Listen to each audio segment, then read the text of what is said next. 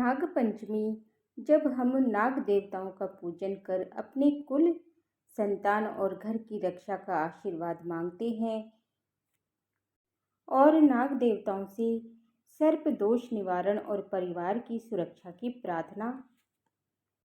तो इस विशेष योग पर आज हम आपको सुनाने जा रहे हैं नाग पंचमी व्रत की रहस्यमयी कथा और इस दिव्य संगम कथा से जो आपके जीवन में सुख शांति और मंगल भर दे। सभी प्रेम से बोलिए नाग देवता की जय। पौराणिक कथा के अनुसार प्राचीन काल में एक सेठ जी के 7 पुत्र थे। सातों का विवाह हो चुका था। सबसे छोटे पुत्र की पत्नी श्रेष्ठ चरित्र की और सभ्य घराने की महिला थी, परंतु उसका कोई भी नहीं था। एक दिन बड़ी बहू ने घर लीपने को पीली मिट्टी लाने के लिए सभी बहुओं को साथ चलने के लिए कहा, तो सभी थलिया और खुरपी लेकर मिट्टी खोदने लगी। तभी वहां पर एक सांप निकला, जिसे देखकर बड़ी बहू खुरपी लेकर उसे मारने लगी। ये देखकर छोटी बहू ने उसे रोकते हुए कहा, इसे मत मारो, ये बेचारा तो निरपराध है। यह सुनकर बड़ी बहू ने उसे नहीं मारा। तब सांप वहीं एक ओर जाकर बैठा। तब छोटी बहू ने उससे कहा कि हम अभी लौट कर आते हैं, तब तक तुम यहाँ से कहीं मत जाना। ऐसा कहकर वह सबके साथ वह मिट्टी लेकर घर चली गई और वहाँ काम काज में फंसकर सांप से किए वादे को भूल गई। दूसरे दिन जब उसे ये बात याद आई तो सबको साथ लेकर वहां पहुंची। सांप को उसी स्थान पर बैठा हुआ देख कर बोली, सर्प भैया नमस्कार। सर्प ने कहा, तू भैया कह चुकी है, इसीलिए तुझे छोड़ देता हूँ, नहीं तो झूठी बात कहने के कारण मैं तुम्हें अभी डस लेता। तब वह बोली, भैया मुझसे भूल हो गई, उसके लिए मैं आपसे क्षमा मांगती हूँ। तब सांप बोला, अच्छा तू आज से मेरी बहन है, मैं तेरा भाई हुआ, तुझे जो भी मांगना है वो मांग ले। तब छोटी बहू बोली, भैया मेरा कोई नहीं है, अच्छा हुआ जो तू मेरा भाई बन गया। इस प्रकार कुछ दिन बीतने पर वह सांप मनुष्य का रूप धारण कर उसके घर आया और कहने लगा, मेरी बहन को भेज दो। तब सबने कहा, इसके तो कोई भी भाई नहीं था।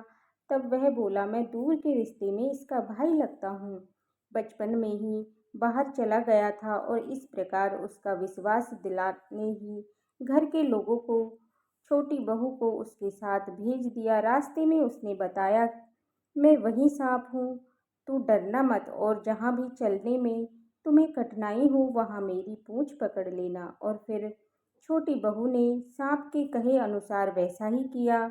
इस प्रकार वह उसके घर पहुंच गई। वहाँ के धन ऐश्वर्य को देखकर वह हैरान रह गई। इस तरह सांप बने भाई ने अपनी बहन की खूब आवाभगत की। एक दिन सांप की माँ ने उससे कहा कि मैं एक काम से बाहर जा रही हूँ, तू एक काम करना, तू अपने भाई को ठंडा दूध पिला देना। लेकिन छोटी बहू को ये बात ध्यान नहीं रही और उसने गलती से उसे गर्म दूध पिला दिया, जिससे उसका मुंह पूरी तरह जल गया। ये देखकर सांप की माँ बहुत ही क्रोधित हो गई, परंतु सांप के समझाने पर वह शांत हो गई। सांप ने कहा कि बहन को अब उसके घर भेज देना चाहिए। तब सांप के पिता ने उसे बहुत सारा सोना चांदी जवाहरात वस्त्र आभूषण आदि देकर उसके घर पहुंचा दिया। छोटी बहू को ढेर सारा धन और आभूषण लाया हुआ देखकर बड़ी बहू उससे ईर्ष्या करने लगी और कहने लगी, तेरा भाई तो बड़ा धनवान है, तुझे तो उससे और भी अधिक धन लाना चाहिए था। जब सांप ने ये वचन सुने तो उसने सोने की सभी वस्तुएं लाकर उसने अपनी बहन को लाकर दे दी। इतना सब कुछ देखकर बड़ी बहू फिर से कहने लगी, सोने की चीजों को साफ करने के लिए झाड़ू भी तो चाहिए होती है, तो सोने की झाड़ू होनी चाहिए। सांप ने ये बात भी सुन ली और तब उसने अपनी बहन को सोने की झाड़ू लाकर दे दी। इस प्रकार सांप ने छोटी बहू को हीरे मणियों का एक अद्भुत हार भी दिया। उसकी प्रशंसा उस देश की रानी ने भी सुनी और वो राजा से कहने लगी, सेठ की छोटी बहू का हार मेरे पास भी होना चाहिए। ये बात सुनकर राजा ने अपने मंत्रियों को हुक्म दिया और उसने कहा, छोटी बहू का हार किसी भी प्रकार से मुझे लाकर दो।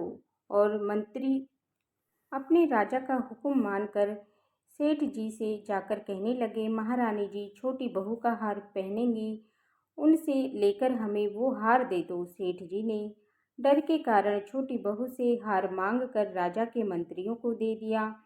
छोटी बहू को ये बात बुरी लगी। उसने अपने सर्प भाई को याद किया और आने की प्रार्थना करने लगी और कहने लगी, भैया रानी ने मेरा हार छीन लिया है। तुम कुछ ऐसा करो कि जब वो हार उसके गले में रहे तब तक के लिए वो सांप बन जाए और जब वो हार मुझे लौटा दे तो वो हीरे और मणियों का हो जाए। सांप ने ठीक वैसा ही किया जैसा उसकी बहन ने कहा। जैसे ही हार रानी ने पहना वैसे ही वो सांप बन गया। ये देखकर रानी चीख पड़ी और रोने लगी।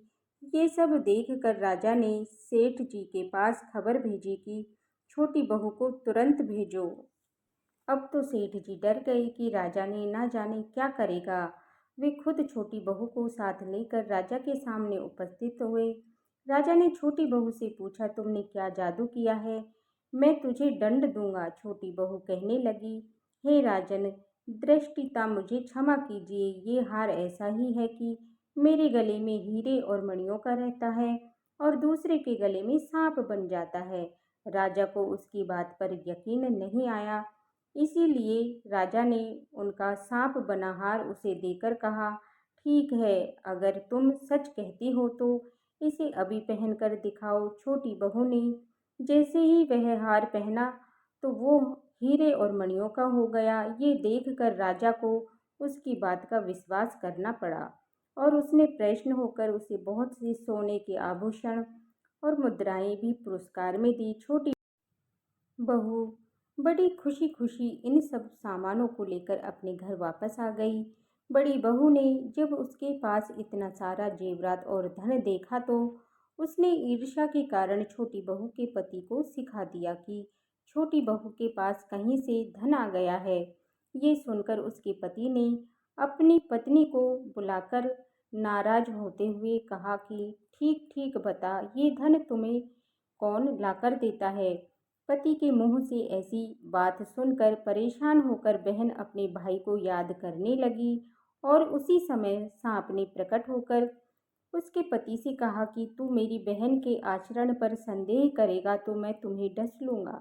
ये सुनकर छोटी बहू का पति बहुत प्रसन्न हो गया और उसने सांप देवता का बड़ा ही सत्कार किया। कहा जाता है कि उसी दिन से नाग पंचमी का त्योहार मनाया जाता है और स्त्रियां सांप को भाई मानकर उसकी पूजा करती हैं।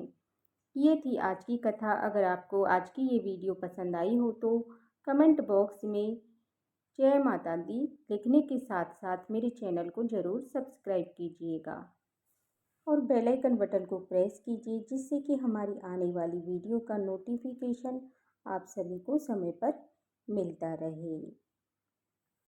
ओम नमः शिवाय।